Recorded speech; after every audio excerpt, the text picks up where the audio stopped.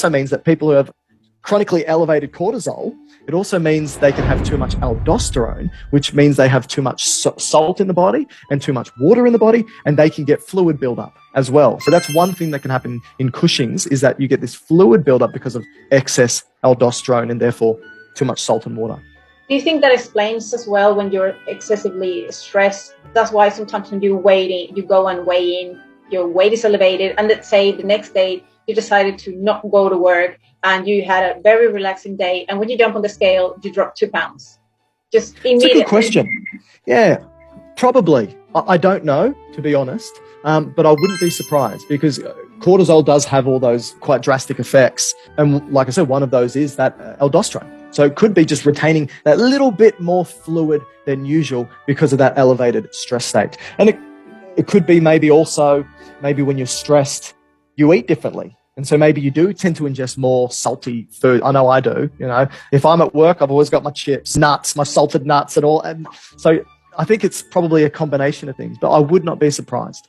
Do you think is that the effect of elevated cortisol as well? You start craving for things that are higher in sugar, in salt, obviously high energy dense foods. Is that because of the effects that obviously we explained before, that there is a blunt of insulin being able to really tap into the stores and push things to being utilized?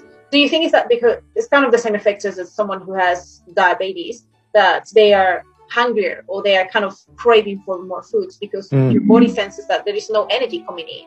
That's right. Yeah, I think when cortisol is released appropriately, so in that very short term, there wouldn't be a hunger change per se. But in chronically elevated cortisol actually will travel to the brain and change the wiring of the brain, change the communication network. So cortisol actually has effects at the prefrontal cortex, which allows for us to have forethought, cognition, think about things critically. It also goes to the hippocampus, which plays an important role in short-term memory, and also goes to the amygdala, which is our emotional link to things like fear and stress. And so if we have chronically elevated cortisol, it's going to rewire all those aspects. And one of those rewirings can be coping strategies or coping mechanisms for being in a stressful situation to try and mitigate it as best as possible, which may be going to foods that satiate, foods that make you feel better, and foods that are high.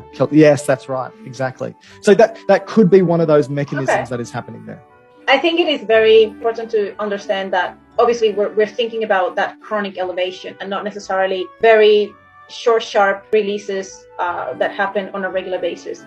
And I guess I always kind of try to pinpoint that stress is not necessarily just physiologically, but also could be psychologically, and the different type of forms of coping with that stress or that psychological stress could be the way that you have been taught or you've gotten used to using certain ways or escape mechanisms to deal with those uncomfortable situations.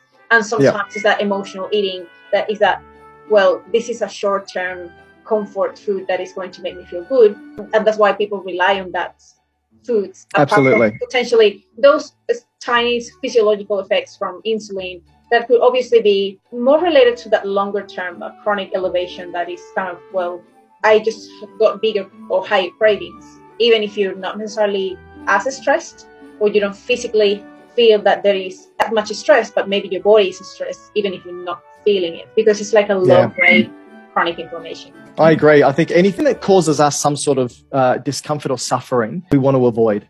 And that includes those things like pain, inflammation, coughing fits, vomiting. All these things are appropriate physiological responses in certain contexts, but can result in suffering. And that can include stressful situations. While stress has and plays a physiological role in our survival, if it lasts too long, suffering ensues, and we do whatever we can to mitigate or stop that suffering. And one thing that we know we can do is eat those foods, right? And that emotional eating we know plays an important role in reward systems and reward pathways, because for most of humankind, we had a problem with not getting enough nutrients. And now for this very small window that we survive in, we get too many nutrients. And so our body has evolved this mechanism over millennia that when we get nutrients, we get a reward and we go, yay, dopamine's released. I feel happy that I've eaten something.